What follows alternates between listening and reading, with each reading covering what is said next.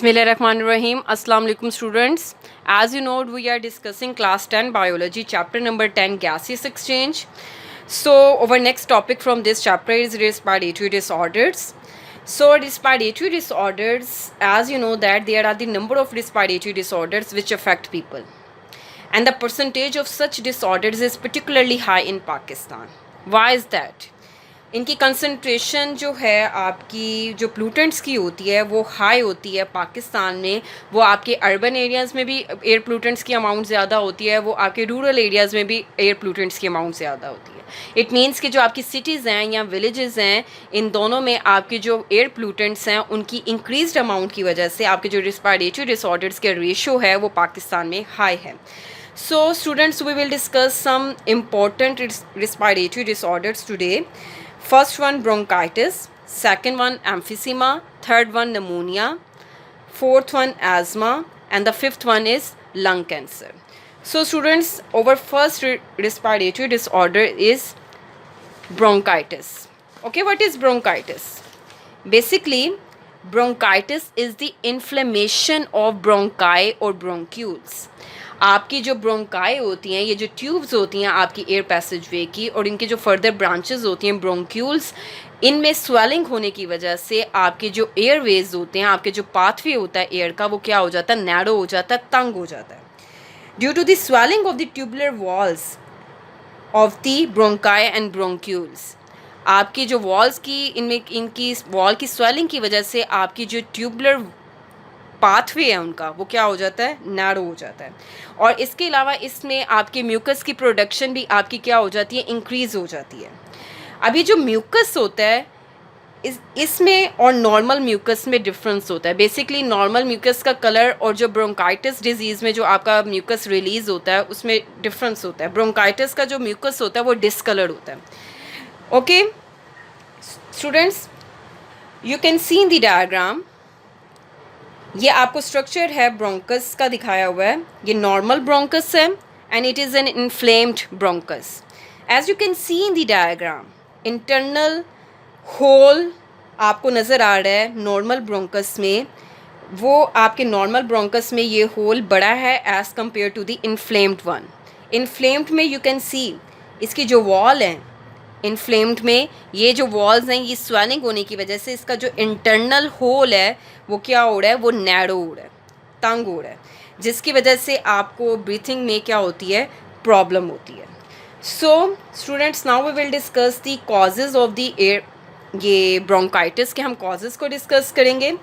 इसके कॉजेज़ में क्या है, किस वजह से आपको ये डिज़ीज़ होती है, viruses, bacteria, exposure to chemical irritants. अब क्वेश्चन राइज होता है केमिकल इरिटेंट्स क्या होते हैं.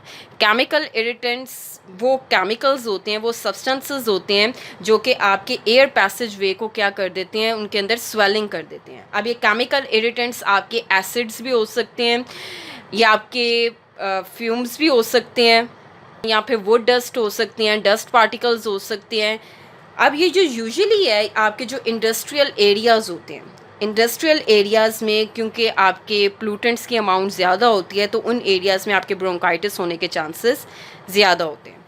Okay students, now we will discuss the symptoms of bronchitis. सबसे फर्स्ट जो इसका सिम्टम अपेयर होता है ब्रोंकाइटिस में वो है कफिंग. आपको कफ होती है, mild wheezing. Mild wheezing means कि आपको विस्लिंग साउंड प्रोड्यूस होती है जब आप ब्रीथ करते हो, ब्रीथ आउट करते हो, जब आप एक्सहेल करते हो तो आपकी विस्लिंग साउंड प्रोड्यूस होती है. फीवर होता है, चिल्स होता है, आपको कोल्ड फील होता है. शॉर्टनेस ऑफ ब्रीथ मीन्स कि आपकी डिफ़िकल्टी होती है ब्रीथिंग में. जब आप एक्सहेल और इनहेल करते हो तो आपको ब्रीथिंग में क्या होती है, डिफ़िकल्टी होती है. Okay students, now we will discuss the types of bronchitis. So it consist of two types. First one acute bronchitis and the second one is chronic bronchitis. So before this, let me clear you first what is the difference between acute diseases and chronic diseases.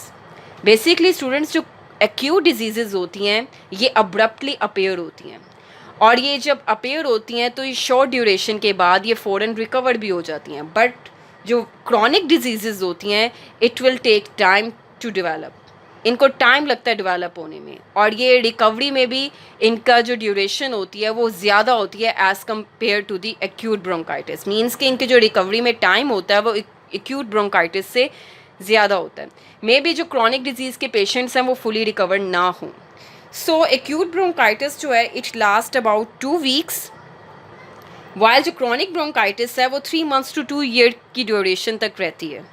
आपकी जो acute bronchitis है इसमें कोई भी permanent damage नहीं होता आपके bronchi या ब्रोंक्यूल्स में। मींस के आपके जो ब्रोंकाई एंड ब्रोंक्यूल्स हैं उनमें एक्यूट स्वेलिंग होती है, जो कि कुछ ड्यूरेशन के बाद वो स्वेलिंग जो होती है वो रिकवर, आप उससे वो ठीक हो जाती है और आप उससे फुली रिकवर हो जाती हो। वाइल इन क्रॉनिक ब्रोंकाइटिस जो है आपकी क्रॉनिक इन्फ्लेमेशन होती है। इट मीन्स कि इट विल टेक टाइम, इसको टाइम लगता है इस स्वेलिंग को ठीक होने में। आपको क्रॉनिक ब्रोंकाइटिस में आपके रिकवरी में जो होता है वो टाइम होता है। सो ये जो आपके एक और मैं आपको पॉइंट ऐड कर दूं कि जो मेजॉरिटी पीपल होते हैं क्रॉनिक ब्रोंकाइटिस के वो यूजुअली 45 ईयर्स एज के होते हैं या उनसे ओल्डर एज के होते हैं। Why is that?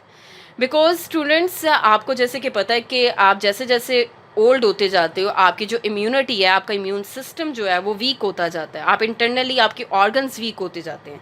So basically जो क्रॉनिक ब्रोंकाइटिस है वो आपके ज़्यादातर ओल्ड एज पर्सनस में होती है, क्योंकि वहाँ पे आपकी जो क्रॉनिक ब्रोंकाइटिस है इसको एक तो डेवलप होने में टाइम लगता है। तो आपके जो ओल्ड एज पर्सनस हैं उनमें जो फ्रीक्वेंटली उनको लंग्स इन्फेक्शन होने की वजह से उनके लंग्स वीक हो जाते हैं, जो कि ज़्यादा उनके अंदर चांसेस होते हैं कि उनको क्रॉनिक ब्रोंकाइटिस डेवलप हो।